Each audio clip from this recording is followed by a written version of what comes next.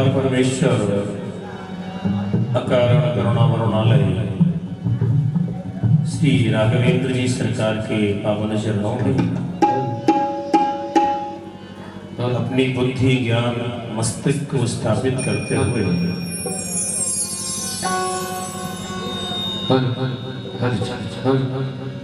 आज की कथा का हम शुभारंभ करेंगे। महाराज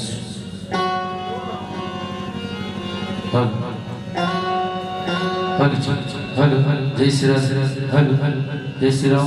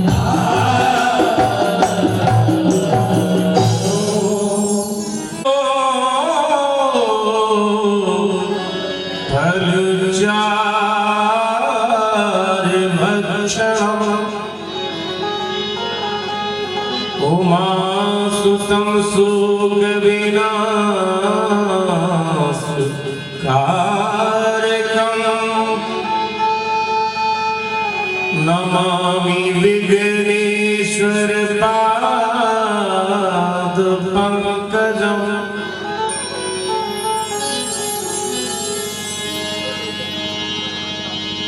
मनोजवं मारुततुल्यवेगं जितेन्द्रियं बुद्धिमतां वरिष्ठं वातात्मजं वानरयूथमुख्यं श्रीरामदूतं शरणं प्रपद्ये।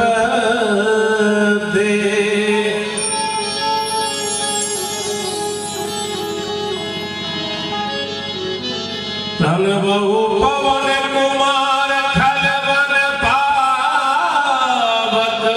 ज्ञान घन जासु हृदय आकार बसहु राम सरचाप धर।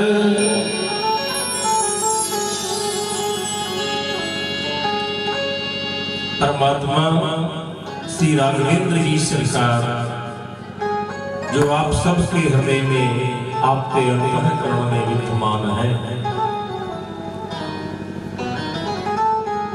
उन सरकार की सुंदर छवि को निहारते हुए मैं आप सबको प्रणाम करता हूँ। गोस्वामी जी महाराज ऐसा लिखते हैं कि समूचे संसार को परमात्मा राममय देखना चाहिए, और वह दिखेंगे तब जब हम एक नेत्र से अर्थात एक दृष्टि से बगैर किसी भेदभाव के, बगैर किसी गुण और दोष को बीच में रखे, सिर्फ एक दृष्टि एक ही नाता मान के, जैसा परमात्मा ने शिव जी से माना था, वैसे देखेंगे तो संसार एक दिखेगा महाराज, नहीं तो अनेकताओं का सम्मिश्रण ही संसार है। और उन्हीं के सुंदर आयोजन जो यंत्र तंत्र भक्त जन आयोजित करते हैं, परमात्मा की कृपा दृष्टि उन पर होती है, तब जाकर ऐसा कोई विचार उनके हृदय में प्रस्फुटित होता है, पल्लवित होता है, और उनके मुख से निकला हुआ शब्द लोगों को कर्ण प्रिय लगकर उसमें समस्त सज्जन सहयोगी हो जाते हैं। कार्य के प्रति भाव मधुर रहे तो कार्य सफल निश्चित हो।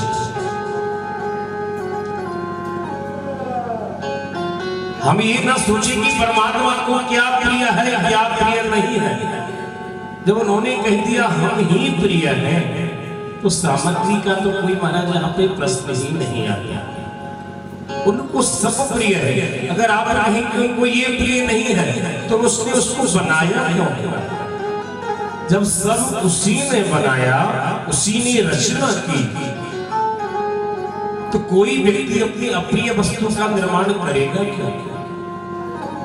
फिर तो परमात्मा है। आप अगर सुंदरता करना है तो देखिए, सुंदर वस्तु परमात्मा को चढ़ाना चाहते हो कि सुंदर होना चाहिए। कोई सुंदर फल, आम, अमरूद, सेब इत्यादि अनार, कोई सुंदर फल हो देखने में, जो हम परमात्मा पे चढ़ाएंगे तो परमात्मा प्रसन्न हो जाएंगे। ये हमारा भाव है।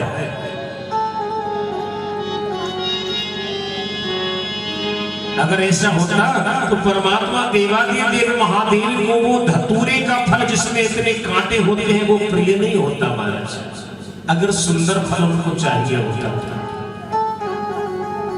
पूजनीय महाराज श्री आशीर्वाद देने पधारे, मैं कृतार्थ हुआ।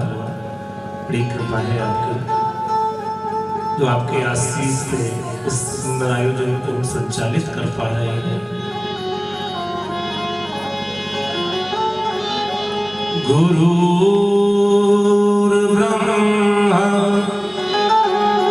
गुरुर्विष्णु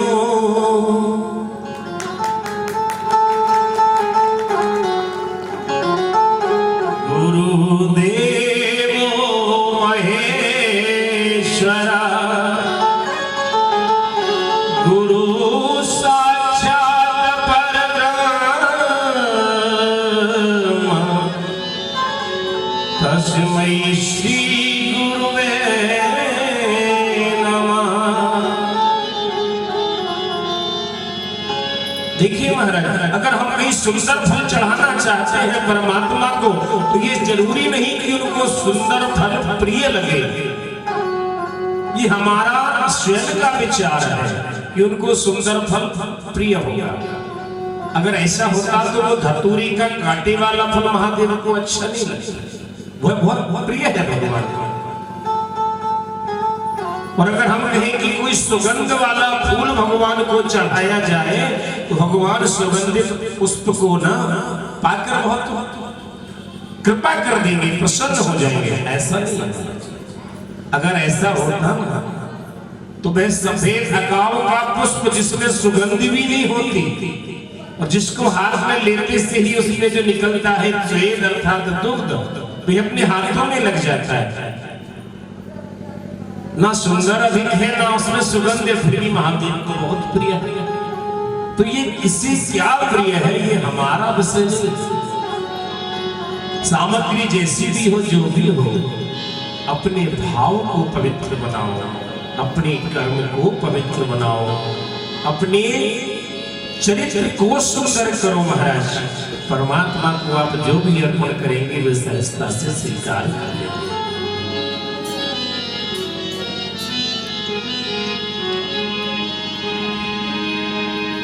हमारे हृदय में विकार होते हैं, मन बुद्धि चित्त अहंकार। इसमें हमको प्रभाव रखना है अपनी बुद्धि के ऊपर महाराज, क्योंकि मन तो तरह तरह के कार्य नहीं करना चाहिए। और अगर आपकी बुद्धि निर्मल नहीं है तो ऐसा कहें कि अगर बुद्धि निर्मल है तो उसका समर्थन नहीं देगी महाराज, और बुद्धि निर्मल नहीं है तो समर्थन कर देगी, हाँ ठीक है करो। बुद्धि पर हमारा पूर्ण अधिकार होना चाहिए कि जो सही है उसका वह समर्थन करे और जो सही नहीं है उसका समर्थन न करे। और बुद्धि पर इस प्रकार से हम अपना प्रभाव बना सकते हैं, सेवा से, सत्संग में जाकर। आदरणीय और साफ सुधारे हैं इस से मैं आपका सम्मान करता हूँ, स्वागत करता हूँ। बहुत बहुत धन्यवाद।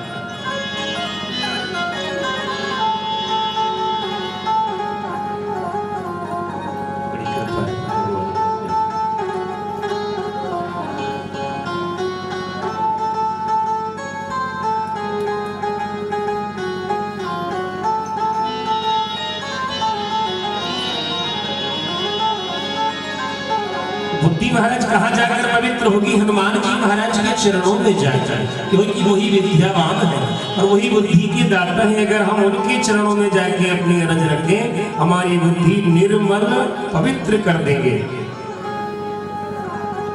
और तब इस पर हमारा पूर्ण अधिकार हो जाएगा। एक छोटे से कीर्तन के साथ आज की इस कथा को गति प्रदान करते हैं हमारे।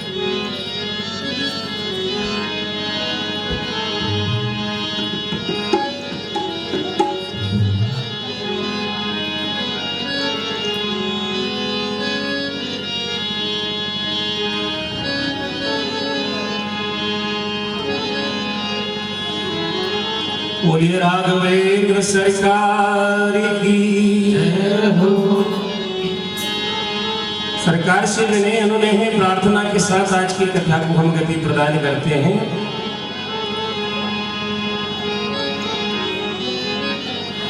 लेना खबर हमारी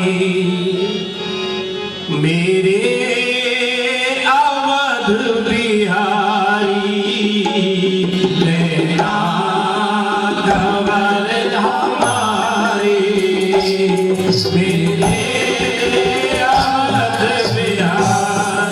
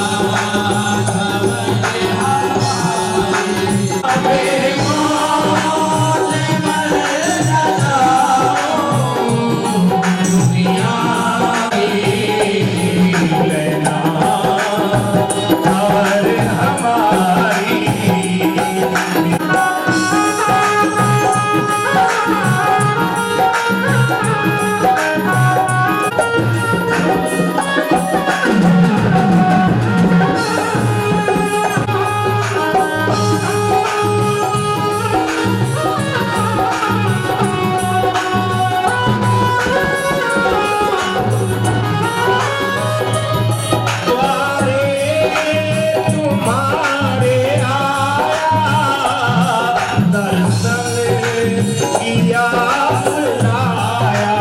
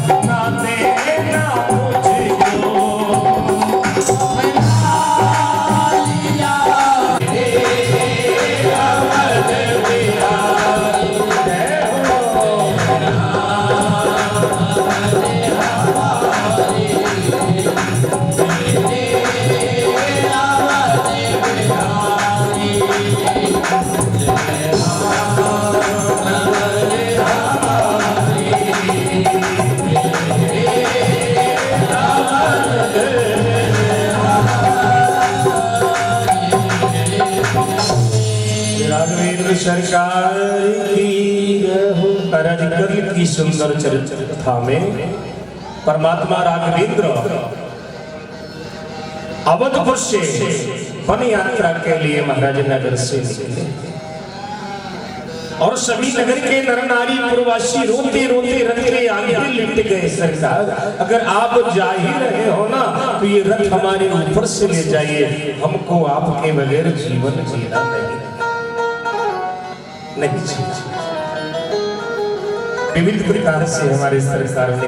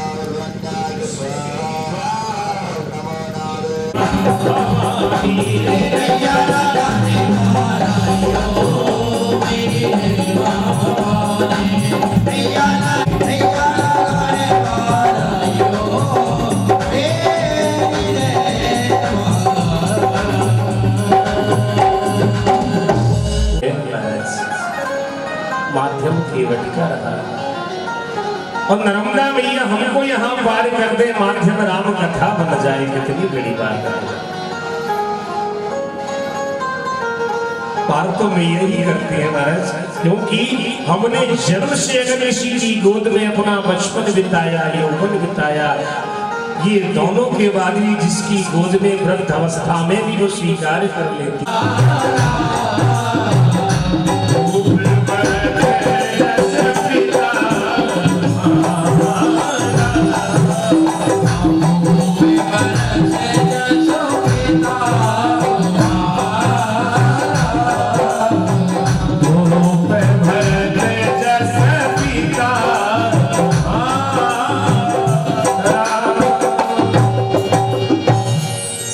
महाराज ने अंत में ऐसी घटना घटित हुई है। बस महाराज अगले दिन सभा लगती है, दूसरे दिन, और सभी महाराज भरत जी से कहते हैं कि आपको राजपाट संभालना होगा।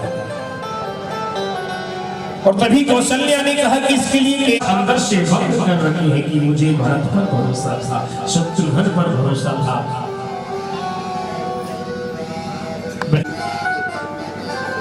अपने भवन के दरवाजों को अंदर से बंद कर लिया और कभी शत्रुघ्न जी बुलाने के लिए पहुंचे। दरवाजे की कुंडी खटखटाई।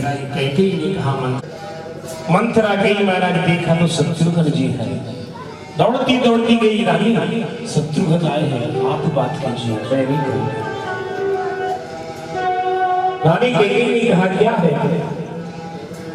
शत्रुघ्न जी ने कहा आपको बुलावा पहुंचाया, बड़ी माली। महाराज सभी सभा में बैठते हैं। कैकेयी अपने मुखमंडल पर एक वस्त्र बांध कर अर्थात अपना पल्लू लिए सर को ढक कर आके सभा में आती है। रानी ने कहा कैकेयी अपने मुख को ऐसे मत ढको, ये विधाता का विधान है, आपने कुछ नहीं किया। कैकेयी कहती है नहीं, कहती है मुख न लखो मेरा, मुख की कालिक अभी धोई नहीं है। मेरा मुख मत देखो, मेरा मुख की जो कालिक है माता। तभी उस बड़ी सभा में सभी मिलकर कहते हैं भरत जी आपको इस राज्य को संभालना होगा। भरत जी कहते हैं कि नहीं जी महाराज, अवध में आ गई 22 तारीख को, अब हम सब प्रजा बन गए, हमको कोई भय नहीं। जिस प्रजा के ऊपर राजा की छत्र छाया हो, और मैं भी रघुवंशियों जैसा राजा, महाराज इसका कोई कुछ कर नहीं सकता। राघवेंद्र सरकार की हो।